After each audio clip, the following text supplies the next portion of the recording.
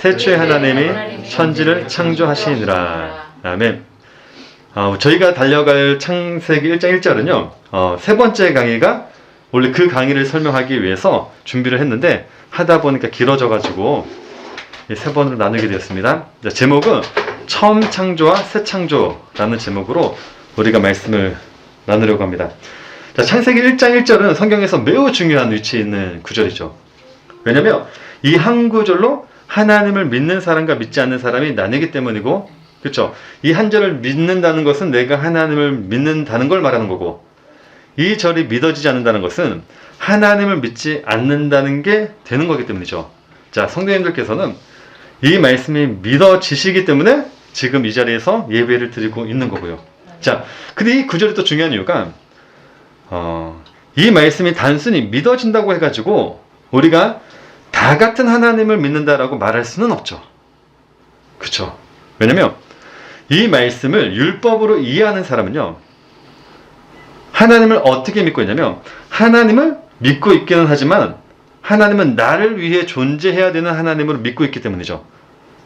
왜냐면 천지창조 자체를 사람을 위한 창조로 보고 이해하고 있기 때문이죠. 그에 반해 은혜로 이 말씀을 읽고 있는 사람들은 하나님을 믿는데 그 천지창조는 인간을 위한 창조가 아니라 하나님 자기 자신을 위한 창조로 이해하고 있기 때문에 자신은 그냥 창조 가운데 존재하는 한 존재라는 것뿐으로 이해하고 있기 때문에 이 말씀 어떻게 보고 어떻게 이해하고 어떻게 믿고 있느냐에 따라서 우리들이 믿고 있는 하나님이 다르다는 겁니다. 자, 그 이유에 대해서 한번 설명해 볼게요. 한국교회 많은 성도들은요, 하나님이 하신 천지 창조를 인간을 위한 창조로 이해를 하고 있습니다. 그렇죠? 왜냐하면 첫 번째는 하나님이 사람을 만드신 후에 좋았다라는 표현을 하셨는데 어떻게 표현하셨기 때문이죠? 인간을 만들고 나서는 강조했죠. 심히 좋았더라 라는 말씀이 있기 때문에 하나님이 천지 창조란 것은 인간을 위한 창조다라고 이야기를 해요. 두 번째 이유가 뭐냐면 하나님이 천지 창조를 하셨습니다.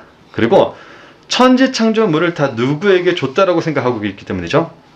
인간에게 줬다라고 생각하고 있기 때문에 그렇게 생각하죠. 창세기 1장 26절에서 28절 말씀을 인간에게 준 말씀으로 보고 있기 때문이죠. 그래서 천지 창조에 대한 비유를 할 때도 어떤 비유를 하냐면 임산부의 출산 과정으로 비유를 하기도 해요. 자, 임신의 핵심이 뭐죠? 생명이죠.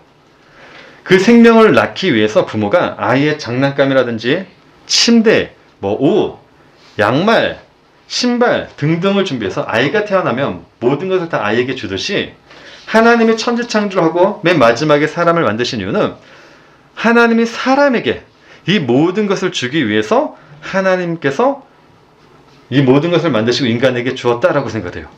보통은 다 그렇게 이해를 하고 보통은 다 그렇게 해석을 하고 있죠. 그런데 우리가 이 천지 창조를요, 그렇게 이해하고 있다는 것, 그 증거가 바로 우리가 하나님의 말씀을 지금 곡해하고 있다는 거죠. 곡해하고 있다는 거고, 그 말씀을 은혜로 보고 있지 못하고 율법으로 보고 있다는 그 증거입니다. 그 증거. 왜냐하면 창세기 1장 31절 말씀을 보게 되면요, 하나님이 심히 좋았더라라는 표현을 하시긴 하세요. 근데 그 표현이 정말로 사람을 만드시고 나서 하신 표현일까요?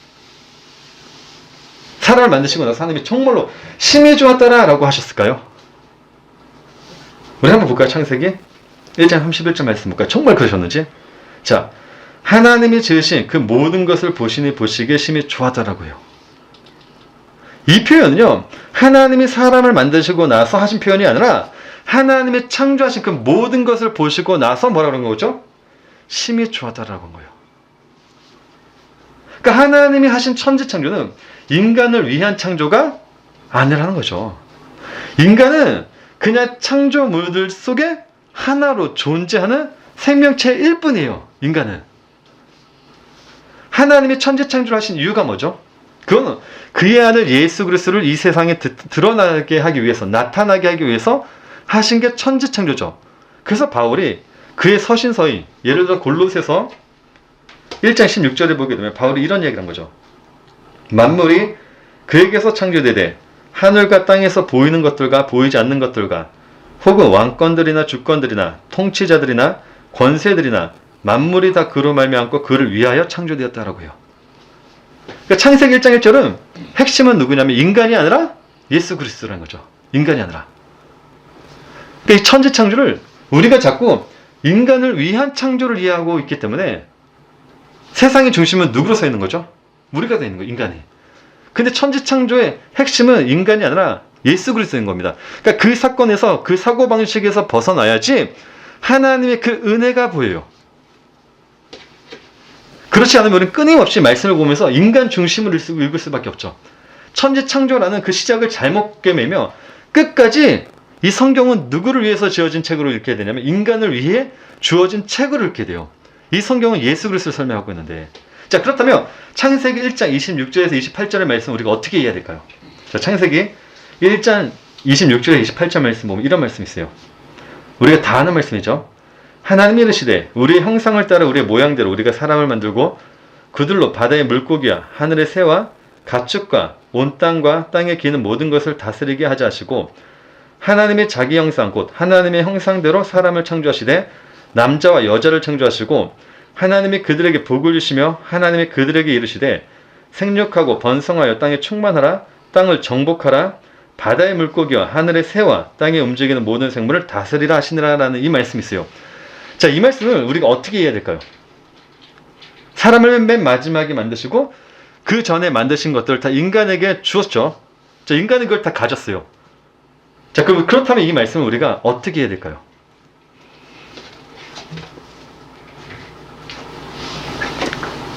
잘 꿰매야 되죠, 처음부터. 이거 어떻게 해야 될까요? 하나님 다 우리에게 줬대요. 그러니까 우리는 천지창조를 인간 중심으로 보는 사람들은 우리가 세상의 주인이니까 이걸 우리가 잘 다스리고 관리해야 된다고 그러는 거죠. 잘 다스리고 우리 것이니까, 내 것이니까. 내 마음대로 할 수 있다는 거죠. 근데 세상의 주인은 인간이 아니라 예수 그리스도를 설명하는 그 말씀이라면서요. 자, 그렇다면 이 말씀 우리가 어떻게 해야 될까요? 자, 이 말씀은요, 우리가 세상의 주인으로 태어나가지고 하나님이 이 모든 것을 우리에게 주신 것으로 이해해야 되는 게 아니라 이 땅의 주인이신 예수님이 이 땅에 오시기 전까지, 오실 때까지 우리들이 이 모든 것을 관리하고 있어야 하는 것으로 이해해야 된다는 거예요. 즉, 하나님이 인간을, 우리를 만드신 목적은 하나님이 만드신 것을 관리하라는 그 관리자로 삼았기 때문에 우리를 만드셨다는 거죠. 그러니까 하나님이 인간을 제일 마지막에 만드신 이유는 인간이 창조의 마지막 핵심이기 때문이 아니라 하나님이 창조하신 창조물들을 잘 관리할 수 있는 자로 만든 게 인간이라는 거예요.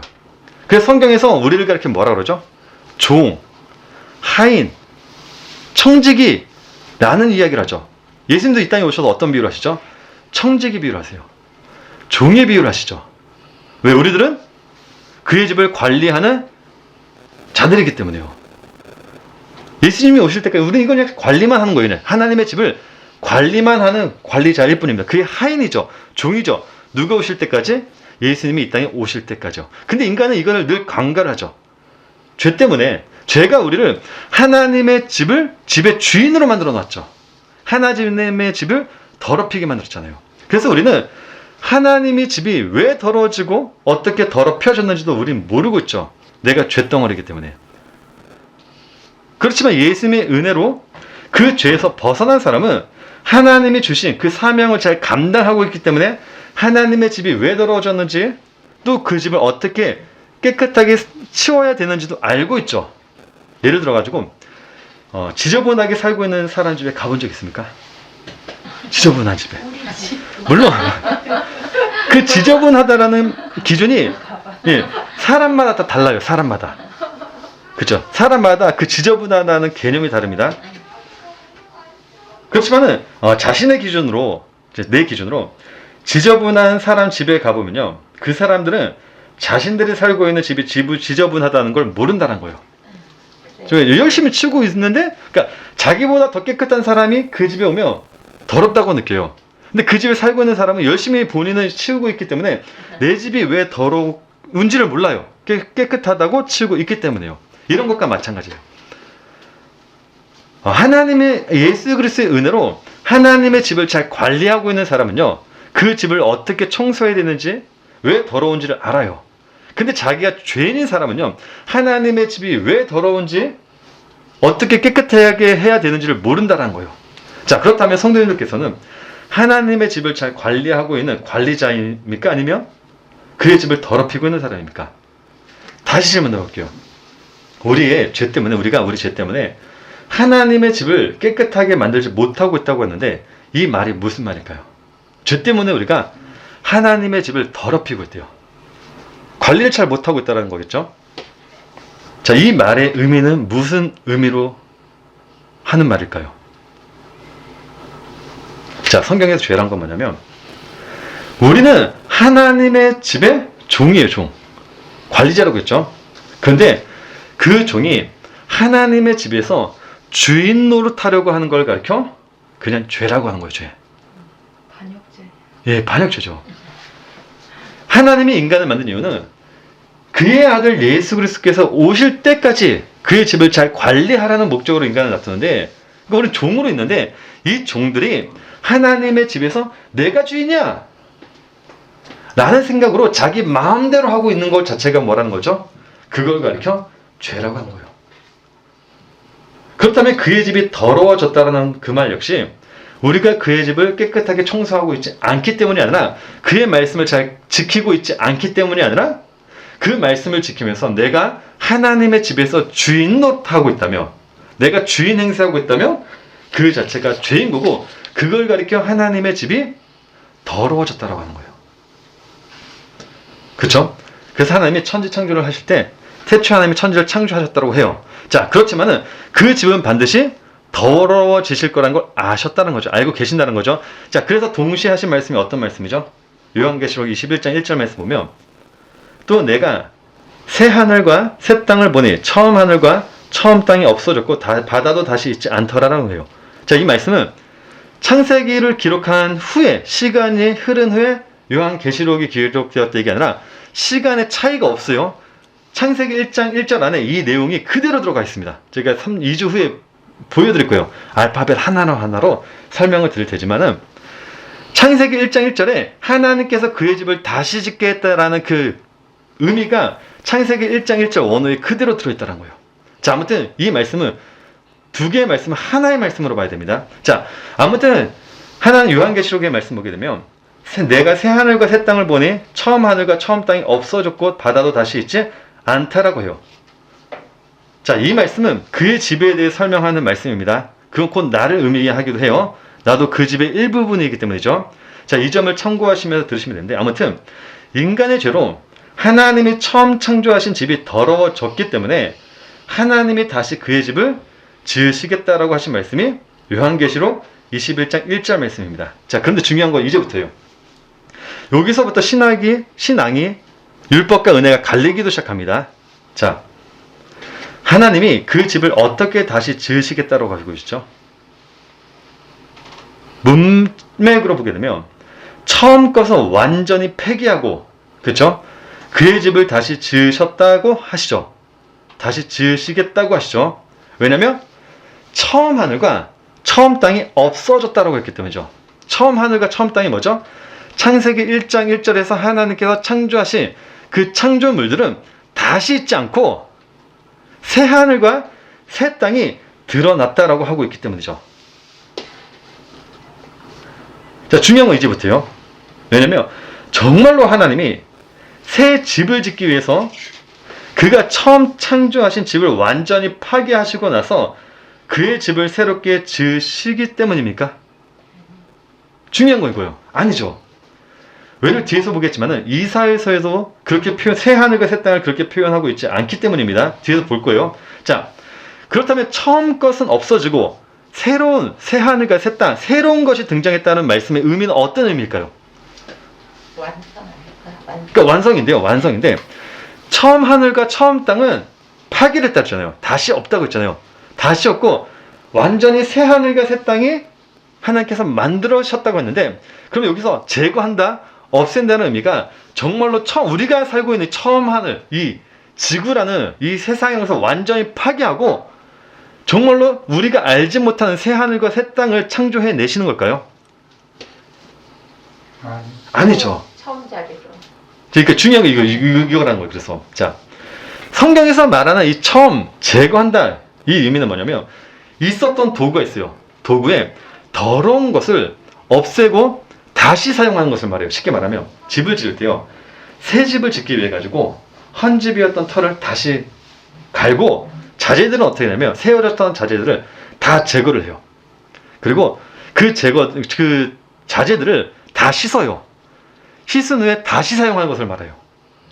우리가 생각하는 새 집을 짓는다는 게 지금 있었던 이 도구들, 재료들을 다 제거하고 다른 데에서 새로운 재료와 도구들을 사와가지고 집을 짓는다 이 의미가 아니라 있었던 집의 도구와 재료들을 다 제거를 하고 다 물로 씻어요. 그리고 그 도구들로 다시 짓는 것을 가리켜 새롭다라고 그래요. 이걸 새것, 완전하다라고 이야기를 하는 겁니다. 왜냐하면 성경에서 없앴다, 새롭게 했다라는 의미가 완전히 새로운 우리가 알고 있는 그런 의미가 아니라 있었던 것에 더러운 것은 없애고 다시 그 재료로 세우는 것을 가리켜 새롭다라고 하기 때문이죠. 자, 예를 들어가지고 요한복음 2장 29절 말씀 보면 이런 말씀이 있습니다. 예수께서 대답하여 이르시되 너희가 이 성전을 헐라 내가 사흘 동안에 일으키리라 라는 말씀이 있어요. 자, 이 말씀만 놓고 보면요. 예수님이 세우시겠다는 성전이 마치 기존에 있었던 그 성전을 헐고 완전히 새로운 성전을 세우시겠다라는 말씀처럼 보입니다. 그렇죠? 이걸 영적인 말씀으로 다시 설명드리면 가시적인 건물로서의 교회는 성전은 더 이상 필요하지 않다라고 우리가 여겨질 수밖에 없죠. 이 말씀을 놓고 보면요. 왜냐하면 예수님이 성전에 대해서 어떻게 설명했기 때문이죠. 그 성전을 자, 누가복음 17장 21절 말씀 보니까 또 여기 있다 저기 있다 고도 못하리니 하나님의 나라는 어디 있다? 너희 안에 있다 그래요. 하나님의 성전은. 자, 바울도 그래서 어떤 얘기를 하냐면 너희는 너희가 하나님의 성전인 것과 하나님의 성령이 너희 안에 계신 것을 알지 못하느냐라고요. 자, 그래서 말씀을 조금 안다는 사람들이 뭐라면 가시적 교회는 필요하지 않다. 갈 필요 없다 라고 이야기를 해요. 자, 그런데 예수님이 하신 이 말씀은 정말로 가시적인 교회에 대해서 설명하신 걸까요? 아니죠. 왜냐면 예수님이 설명하신 이 말씀은 어떤 말씀이기 때문이죠? 이건 무엇에 대해 설명하고 있는 거죠? 믿음 가지고 있는 예수 그리스도가 내 안에 계시는 거예요. 그쵸. 그러니까 그 성전, 예수님이 다시 지으시겠다는 그 성전, 이건 무엇에 대해서 이야기를 하는 거죠? 내 안에 있는 성전인데. 예수님의 부활. 부활과 생명에 대해서 이야기를 하는 겁니다. 근데 하나님의 성전은 반드시 세워지잖아요. 그러면 예수님이 지으시겠다는 그 성전, 우리가 지었다고 하는 그 성전, 예수님이 우리가 지었던 성전, 어차피 가시적인 교회는 세워질 수밖에 없습니다. 우리가 내 마음에 하나님의 성전이 되고 하나님의 나라가 되면 어차피 우리는 모여있게 돼요. 그래서 유대인들은 10명만 모이면 그의 성전 모여서 예배를 드렸단 말이죠. 그걸 가시적 교회라고 해요. 모임 그 자체를 가리켜. 자, 예수님은 어차피 예수님이 세우시겠다고 하신 그 나라, 바울이 이야기한 그 말씀은 결국 하나님 가시적 교회에 대해서 이야기를 한 게 아니라 결국 성전에 대해서 이야기를 하는 건데 예수님은 왜 이 말씀을 하셨다는 거죠? 왜? 우리가 세운 성전과 예수님이 세우시겠다는 성전이 무엇이 다르냐는 거예요. 뭐가 다르냐는 거예요. 우리가 보기엔 똑같다니까요. 우리 마음에 성전이 있습니다. 가시적 교회는 어차피 세워지게 되어 있어요. 일반적인 사람들도 모여서 예배를 드린단 말이죠. 겉보기엔 똑같아요. 우리가 볼 때 다 똑같단 말이에요. 그럼 예수님이 하신 이 말씀은 어떤 의미로 하시는 거냐라는 거죠.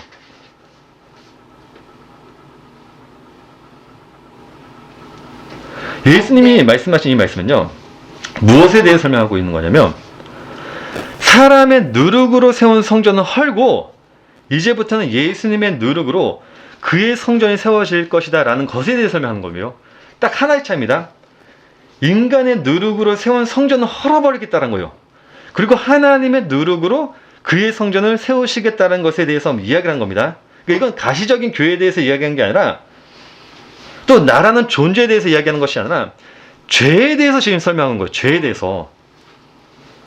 하나님의 성전은 죄가 없는 성전으로 만들어주겠다. 인간의 누룩은 없앤 그 성전으로 세워버리겠다라는 것에 대해서 이야기를 하는 거예요. 인간의 누룩에 대해 설명하고 있는 겁니다. 이걸 조금 더 쉽게 설명드려볼게요.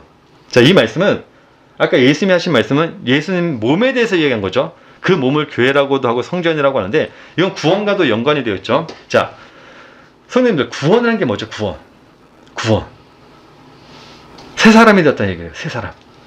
구원은 새 사람이 되었다라고 얘기를 합니다. 자, 바울이 고린도서 5장 17절 말씀 보게 되면요. 구원에 대해서 이렇게 정의합니다. 그런즉 누구든지 그리스도 안에 있으면 새로운 피조물이라. 이전 것은 지나갔으니 보라 새 것이 되었다라고 해요. 새 것. 구원을 가리켜 새 사람, 새 것이다라고 얘기를 합니다. 자, 그러니까 우리가 예수 그리스도를 믿었고 그분을 통해서 구원을 받았다면 우리는 이미 새 사람이 되었다라고 얘기를 할 수 있죠. 새 사람. 성도님 새 사람입니까? 이전 것은 지나갔고 보라 새 것이 되었다. 우리는 새 것이 되었다 그랬잖아요. 그럼 여기 새 것이라는 의미가 뭘까요? 새 것. 새 사람이 되었다. 내 옛 것은 제거가 됐고 새 것이 되었다 그러는데 이 새 것이라는 의미가 무엇입니까? 나의 피부가 달라지고 눈이 달라지고 나의 신체가 달라지고 나의 마음이 달라지고 이런 걸 말하는 거 아니죠? 아니잖아요. 새 사람이 되었다는 건 무엇을 말하는 거예요? 죄의 영향력 아래에 있었던 내가 그 죄의 영향력으로부터 완전히 벗어난 걸 가리켜 새 사람이 되었다고 그래요. 그래서 에베소서에 보게 되면 바울이 뭐라고 한 거죠? 예수님이 법 안에 갇혀 있었던 그 계명들을 폐했다고 하면서 자기의 몸으로 그 계명들을 다시 씻은 후에 새 사람을 만들었다고 하죠. 자, 에베소서 2장 15절 말씀 읽어볼게요. 법조문으로 된 계명의 율법을 폐하셨으니 이는 그 둘로 자기 안에서 한 새 사람을 지어 화평하게 하시고 라고요. 무엇만 제거했다고요? 법조문으로 된 계명의 율법. 율법이 우린 다 율법인데 그 계명들이 율법 안에 있던 계명들이 죄의 영향력 아래에 있어서 죄로 더럽혀졌단 말이죠. 그 죄를 예수님께서 어떻게 하시는 거죠? 그의 몸으로 씻은 후에 그의 안으로 우리를 넣어서 새 사람으로 만들어 버렸다라고 얘기를 하죠. 그러니까 성경에서 새롭다라는 의미, 옛것은 제거되고 새롭게 되었다는 의미는 기존에 있었던 도구에 묻은 그 더러운 것들, 더러운 죄를 제거하고 그 도구를 다시 쓰는 것을 가리켜 새롭다라고 얘기를 해요. 이걸 완전이다라고 얘기하는 겁니다. 완전. 자, 이 말이, 이 개념을 우리가 잘 잡고 가야 되는 이유가 우리가 율법을요, 처음 창조된 천지 창조처럼 이해를 해서, 왜냐면 성경에서 처음은 다 율법을 의미해요. 다 율법. 죄 아래에 있었던 율법을 의미합니다. 처음 창조된 천지 창조도 율법이죠. 하나님이 우리에게 주신 율법도 말 그대로 율법인 거죠. 자, 그래서 처음 창조된 것들은 늘 두 번째 것을 설명하기 위해서 있는 것으로 생각해요. 은혜를 설명하기 위해서 하나님이 우리에게 주신 게 뭐죠? 율법이죠. 새 나라와 새 하늘과 새 땅을 설명하기 위해서 하나님께서 이 땅에 만들어 놓으신 게 뭐죠? 창세기 1장 1절이죠. 하나님이 창조하신 이 세상. 자, 그래서 이 율법을 처음 창조한 창조물처럼 이야기를 해서 요한계시록에 보게 되면 새 하늘과 새 땅이 만들어졌다고 해요. 자, 이걸 위해서 처음 것은 제거가 되었다고 해요. 율법을 같은 개념으로 생각해서 율법을 어떻게 하냐면 하나님이 주신 율법은 제거를 해야 되고, 율법 폐기론자들이죠. 우리가 더 이상 율법을 지키지 않아도 된다 라고 생각하고 새 율법, 오직 예수님이 주신 그 새 율법만 쫓으면 된다라고 생각하는 사람들이 굉장히 많다는 거예요. 율법 자체를 제거로 생각한단 말이죠. 우리의 행위를 제거라고만 생각을 해요. 없애도 된다. 그런데 성경에서 말하는 새롭다는 의미가 어떤 의미라고요? 기존에 있던 것들에 더러운 것을 씻어버린 것을 가리켜 새롭다라고 그래요. 이걸 완전이라고 한다고 했죠. 자, 예수님도 율법에 대해서 뭐라고 하셨죠? 율법에 대해서 내가 이 땅에 온 이유는 율법을 폐하러 온 것이 아니라 뭐 하러 왔다? 완전하게 하러 왔다. 마태복음 5장 17절이죠. 내가 율법이나 선지자를 폐하러 온 줄로 생각하지 말라. 폐하러 온 것이 아니요 완전하게 하람이라. 그 개념이에요. 율법의 개념이 우리가 생각하는 폐기가 아니라니까요. 나의 행위가 폐기가 아니라 나의 행위, 나의 더러워 어떤 그 죄를 제거를 한 상태를 그냥 율법이라고 한 거예요. 그거 자체. 그러니까 예수님이 세우셨다고 하신 그 율법은요, 기존에 있던 율법을 폐기하고 없애고 새로운 율법을 만드셨다는 게 아니라 기존에 있었던 그 율법의 죄성을, 죄를 제거하고 세우셨던 게 율법이란 거예요. 그래서 요한이 어떤 얘기를 한 거죠? 그의 서신서에서 요한일서 2장 7절에 8절 말씀 볼까요? 사랑하는 자들아, 내가 새 계명을 너희에게 쓰는 것이 아니라 너희가 처음부터 가진 옛 계명이니 이 옛 계명은 너희가 들은 바 말씀이거니와 다시 내가 너에게 새 계명을 쓰노니 그에게와 너희에게도 참된 것이라 이는 어둠이 지나고 참빛이 벌써 비침이라고 해요. 자, 봤더니 요한이 어떤 얘기를 해요? 예수님이 세우셨던 율법은 어떤 율법이란 거죠? 새로운 게 아니란 거예요. 새로운 게. 너희가 처음 들은 게 아니란 거죠. 기존에 너희가 들어왔던 것인데 그 율법에 무엇을 제거했다는 거죠? 죄를 제거하고 새 계명을 이야기한다고 하죠. 새 계명이 뭐라는 거죠? 뒤에 보면 사랑이라고 해요. 그러니까 이런 겁니다. 하나님이 우리 율법을 주셨어요. 율법을 줬는데 그 율법에 바울의 이야기대로 죄가 틈탔습니다. 그리고 죄가 틈타가지고 우리를 무엇으로 만든 거죠? 하나님 집에 주인 노릇하게 만들었던 거죠. 주인. 근데 그 죄를 하나님이 예수님이 딱 제거를 해버리니까 무엇만 남더라는 거죠? 사랑만 남더라는 거예요. 사랑. 죄를 하나님 말씀에서 죄를 제거하고 나오면 무엇만 남으냐면 사랑만 남는다고요. 사랑. 그래서 예수님이 하신 요한복음 1장 29절의 말씀이 이런 거죠. 예수께서 대답하여 이르시되 너희가 이 성전 헐라 내가 사흘 동안 일으키라 이 말씀은 율법에서 이야기했던 그 죄를 제거하고 예수님께서 그의 누룩으로 지으시겠다라는 그 사랑에 대해서 설명하고 있는 게 이 말씀이란 거예요. 그렇기 때문에 그 성전이 가시적 성전이든 비가시적 성전이든 인간의 누룩이 제거되었다면 그게 꼭 뭐라는 거죠? 하나님이 세우신 성전이란 거예요. 내 누룩이 없다면, 인간의 누룩이 내 열심이 없다면 그건 하나님이 세우신 성전이란 겁니다. 자, 이런 의미로 이와 마찬가지로 요한계시록 21장 1절 말씀 역시 또 내가 새 하늘과 새 땅을 보니 처음 하늘과 처음 땅이 없어졌고 바다도 다시 있지 않더라라는 이 말씀은 우리가 생각하는 이 천지라는 것 자체가 제거가 되고 정말 우리가 생각하는 영화나 그림으로 보면 새 하늘과 새 땅 이렇게 임하잖아요. 이걸 이야기하는 게 아니라 우리가 살고 있는 이 세상에서 죄가 제거된 그 세상을 이야기하고 있다는 거예요. 죄가 제거된 그 세상. 쉽게 말하면 종이 주인 집에서 주인 노릇하고 있었는데 이게 죄였는데 하나님이 그 죄를 없앰으로 인해 하나님의 종을 이제는 종답게 만들겠다는 것에 대해서 이야기하는 게 새하늘과 새 땅의 의미라는 거예요.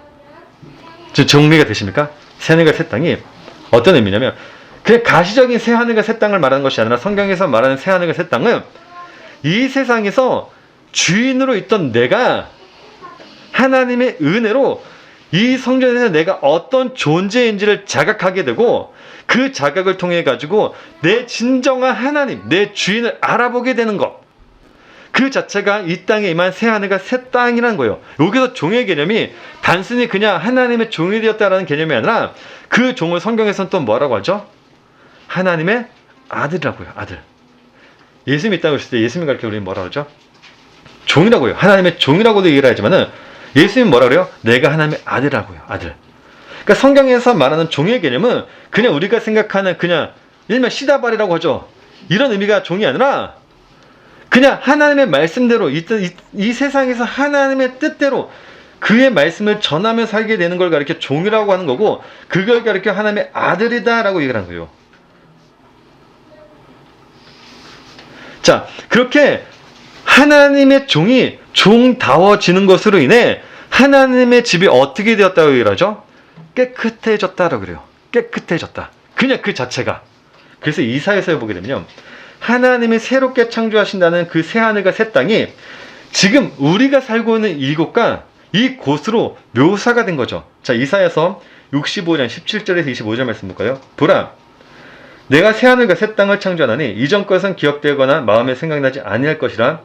너희는 내가 창조하는 것으로 말미암아 영원히 기뻐하며 즐거워할지니라. 보라, 내가 예루살렘을 즐거운 성으로 창조하며 그 백성을 기쁨으로 삼고 내가 예루살렘을 즐거워하며 나의 백성을 기뻐하리니 우는 소리와 부르짖는 소리가 그 가운데서 다시는 들리지 아니할 것이며 거기는 날수가 많지 못하여 죽는 어린이와 수완이 차지 못한 노인이 다시는 없을 것이라. 곧 100세에 죽는 자를 젊은이라 하겠고, 자, 성경에서 말하는 100이라는 의미가 어떤 의미라겠죠? 완전. 완전수인데 성경에서 100은요 씨를 낳는 사람을 얘기를 해요. 제가 예전에 전도서에 설명했나? 성경에서 씨는 몇으로 온다 그랬죠? 100으로 온다 그랬어요. 100. 그래서 아브라함이 100세 이삭을 낳고, 제가 예전에 설명드린 기억이 안 나셔도 됩니다. 아무튼 자, 성경의 100은 그런 의미를 가지고 있어요. 100세에 죽은 자를 젊은이라 하겠고, 씨를 낳았으니까 젊은이라고 하죠. 100세가 못 되어 죽은 자는 저주받은 자들아. 저주받죠. 씨를 뿌리지 못했으니까요. 그렇죠? 그들이 가옥을 건축하고 그 안에 살겠고 포도나무를 심고 열매를 먹을 것이며, 그치, 열매 맺죠. 그들이 건축한 데에 타인이 사지 아니할 것이며 그들이 심은 것을 타인이 먹지 아니하리니 이는 내 백성의 수완이 나무의 수완과 같겠고 내가 택한 자가 그 손으로 일한 것을 길이 누릴 것이며 그들의 수고가 헛되지 않겠고 그들이 생산한 것이 재난을 당하지 아니하리니 그들은 여호와의 복된 자의 자손이요 그들의 후손도 그들과 같을 것임이라요. 자, 이건 새하늘과 새 땅에 대해서 설명하고 있는 말씀인데 지금 우리가 살고 있는 이 시대와 똑같죠. 하나님의 말씀을 전하며 그의 씨를 뿌리고 있는 그 상태가 그건 뭐라는 거죠? 우리가 이미 새하늘과 새 땅에 살고 있는 하나님의 백성이란 거예요. 자, 이사야서 66장 22에서 24절도 동일해요.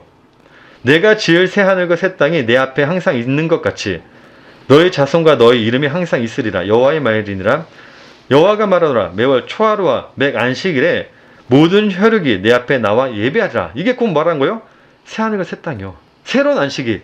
예수 그리스도를 주인으로 섬기며 그분만을 믿게 되는 게 곧 새하늘과 새 땅이라는 거죠. 자, 그렇다면 성경에서 말하고 있는, 요한계시록에서 말하고 있는 새하늘과 새 땅은 언제를 말하는 거죠? 지금요. 그때가 언제라고요? 예수님이 오셨을 때요. 오셨을 때요. 그쵸? 예수님이 오신 게 곧 새하늘과 새 땅에서 시작된 그의 나라라는 거죠. 그러니까 우리가 예수 그리스도를 주인으로 모시고 있다면 우리는 이 땅에서 지금 새하늘과 새 땅을 살고 있는 거죠. 천국의 삶을 살고 있는 거라니까요. 그것을 가리켜 성경에서 뭐라고 한다고요? 교회예요. 그것을 가리켜 교회라고 해요.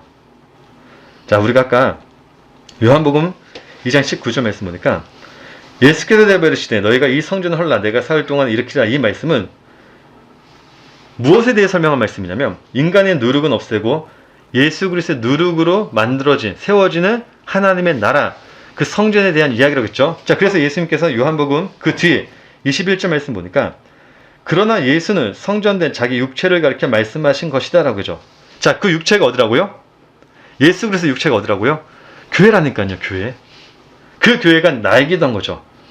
우리들이 모인 그 무리를 가리켜 성경에서 바로 그리스도의 몸이라고 한 거예요. 그러니까 우리들이 전부 다 뭐냐면 그리스도의 몸인 거죠.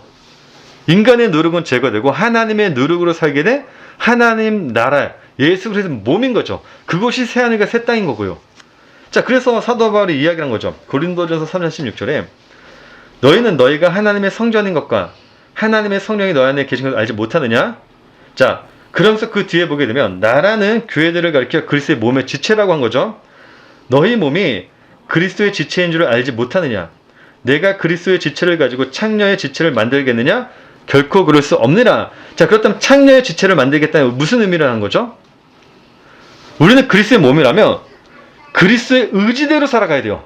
그 힘으로.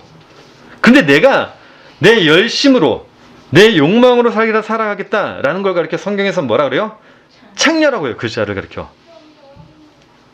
자, 그러면서 몸의 지체에 대해 설명을 하다가 그 뒤인 27절에서 뭐라고 했죠? 12절에서부터 보게 되면 12장 12절 몸은 하나인데 많은 지체가 있고 몸의 지체가 많으나 한 몸인과 같이 그리스도도 그러하니라 라고 하면서 27절에서 너희는 그리스도의 몸이요 지체의 각 부분이라고 하죠. 각 부분. 자, 로마서에서는 마찬가지입니다. 바울이 동일하게 얘기를 해요. 로마서 12장 4절에서 5절 말씀 보게 되면 우리가 한 몸에 많은 지체를 가졌으나 모든 지체가 같은 기능을 가진 것이 아니니 이와 같이 우리 많은 사람이 그리스도 안에서 한 몸이 되어 서로 지체가 되었느니라 라고요. 자, 이렇게 예수 그리스도 서 있는 교회들을 가리켜 만물 천지라고요. 그 우리들이 이렇게 모여서 그리스도의 몸들이 모여가지고 그 기능들을 가리켜 그 기능에 감당하고 있는 그 일을 가리켜 성경에서 만물 천지라고요. 그냥 새하늘과 새 땅, 천지라고 한단 말이죠. 바울이 그 이야기를 에베소서에서 하죠. 에베소서 1장 10절에서 말씀 보게 되면 하늘에 있는 것이나 땅에 있는 것이 다 그리스도 안에서 통일되게 하심이라. 천지가 곧 뭐란 거죠? 그리스도의 몸이란 거죠. 22절 말씀 계속 볼까요? 또 만물을 그의 발 아래 복종하게 하시고 그를 만물 위에 교회의 머리로 삼으셨느니라. 교회는 그의 몸이니 만물 안에서 만물을 충만하게 하시는 이의 충만함이라 라고요. 자, 그래서 고린도전서 8장 6절의 말씀 보게 되면 그러나 우리에게는 한 하나님 곧 아버지가 계시니 만물이 그에게서 났고 우리도 그를 위하여 있고 또한 한 주 예수 그리스도께서 계시니 만물이 그로 말미암고 우리도 그로 말미암아 있느라 라고요. 자, 이 말씀은 곧 창세기 1장 1절의 말씀과 동일한 말씀이죠. 자, 이걸 함축해서 설명하고 있는 것이 어디죠? 골로새서죠. 자, 골로새서 1장 16절 23절 말씀 볼까요? 만물이 그에게서 창조되되 하늘과 땅에서 보이는 것들과 보이지 않는 것들과 혹은 왕권들이나 주권들이나 통치자들이나 권세들이나 만물이 다 그로 말미암고 그를 위하여 창조되었고 또한 그가 만물보다 먼저 계시고 만물이 그와 함께 서느니라. 그는 몸인 교회의 머리시라. 그가 근본이시오 죽은 자들 가운데서 먼저 나신 이시니 이는 친히 만물의 으뜸이 되려 하시며 아버지께서는 모든 충만으로 예수 안에 거하게 하시고 그의 십자가의 피로 화평을 이루사 만물 곧 땅에 있는 것들이나 하늘에 있는 것들이 그로 말미암아 자기와 화목하게 되기를 기뻐하심이라. 전에 악한 행실로 멀리 떠나 마음으로 원수가 되었던 너희를 이제는 그의 육체의 죽음으로 말미암아 화목하게 하사 너희를 거룩하고 흠없고 책망할 것이 없는 자로 그 앞에 세우고자 하셨으니 만일 너희가 믿음에 거하고 터 위에 굳게 서서 너희들은 바 복음의 소망에서 흔들리지 아니하면 그러하리라. 이 복음은 천하 만민에게 전파된 바요 나 바울은 이 복음의 일꾼이 되었노라 라고죠. 바울이 설명하고 있는 게 지금 이 내용인 거예요. 계속 고린도전서나 빌립보서나 에베소서나 골로새서 설명하고 있는 이 말씀들이 지금 이 창세기 1장 1절에서 비롯된 그 구절을 이해해야지만 이해할 수 있는 구절들인 거죠. 자, 근데 그 나라는 아직 완성되지 않았죠. 완성되진 않았죠. 이미 임했지만 그래서 우리가 아직 완성되지 않은 나라라고 하죠. 자, 그러니까 새하늘과 새 땅의 의미는 이런 겁니다. 우리가 살고 있는 이곳이 교회가 바로 새하늘과 새 땅인 거고 이곳에서 우리가 우리의 누룩이 죽은 상태에 있다면 우리는 그의 나라만 기다리고 있으면 되는 거죠. 진짜 그의 나라. 자, 그런데 아직도 이 세상에는 그 나라를 새하늘과 새 땅, 하나님의 나라를 어떻게 이야기를 하고 있죠? 신비한 나라, 신비한 어떤 영적인 나라로 이해를 하고 있단 말이죠. 쉽게 말하면 기존에 있던 새하늘과 새 땅은 없어지고 우리 머릿속에는 어떤 환상적인 그의 나라를 생각한단 말이에요.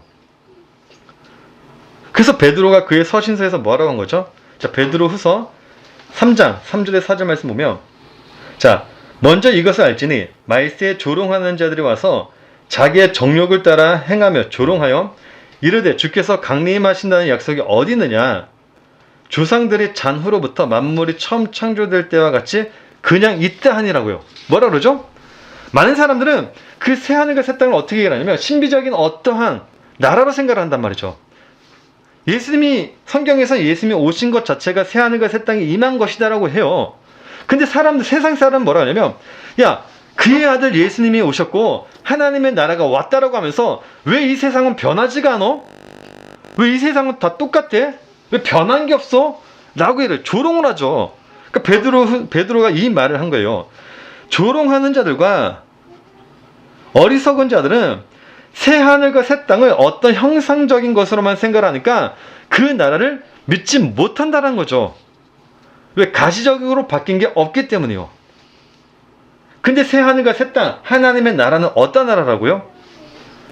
내 누룩은 제거되고 내 열심은 제거되고 나라는 죄서 하나님 집에서 주인 노릇하려고 하는 나라는 존재 자체는 제거되고 그냥 예수 그리스도 하나님의 은혜로 하나님의 열심으로 예수 그리스도의 누룩으로 살아가고 있는 게 곧 그냥 새하늘과 새 땅이고 그게 하나님의 나라라는 거예요. 그게 그 자체가 그냥. 그러니까 새하늘과 새 땅을 어떤 신비한 것으로 생각하면 안 된다니까요. 나의 누룩이 죽고 하나님의 누룩만 있다면 그것이 바로 새하늘과 새 땅이고 그것이 바로 그냥 교회인 거죠. 그래서 교회는 인간의 누룩이 없죠. 그러니까 교회는 하나님의 누룩을 가르쳐야 되는 것이지 그래도 진짜 하나님의 나라를 소망하게 만드는 것이 교회인 것이지, 인간의 노력을 가르치면서 열심히 살아라, 이렇게 신앙생활을 해라, 이걸 가르쳐주는 게 아닌 거죠. 그 나라를 또 어떤 신비적인 것으로 설명해서도 안 되는 것이 어디냐면 교회인 거예요. 근데 이 내용이 다 어디에 들어있다고요? 창세기 1장 1절 안에 다 들어있다니까, 전부 다.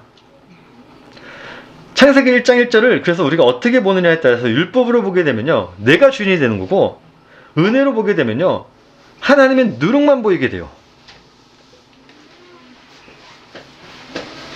그런데 이걸 율법으로 본 사람이 있었어요. 그게 누구였죠? 솔로몬 왕이었어요.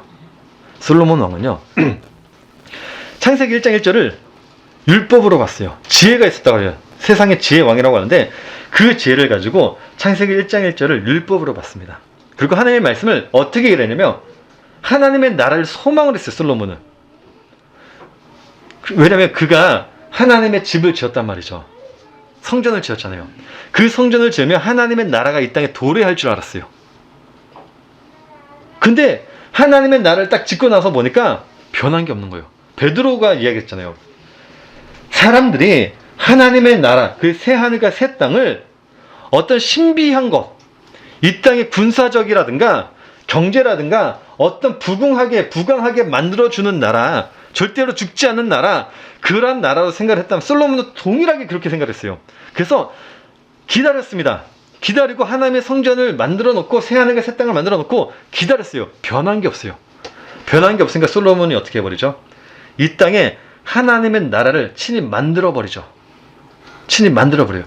이것에 대해 쓴 게 뭐라고요? 전도서예요. 그래서 다음 주에 창세기 1장 1절을 전도서와 연결을 해드리려고 해요. 그리고 나서 그 다음 주에 창세기 1장 1절 원문으로 한번 보도록 하겠습니다. 자, 그러니까 창세기 1장 1절을 율법으로 보고 있는 사람들은 이 땅에서 열심히 주인으로 살고 있는 거고, 그렇죠?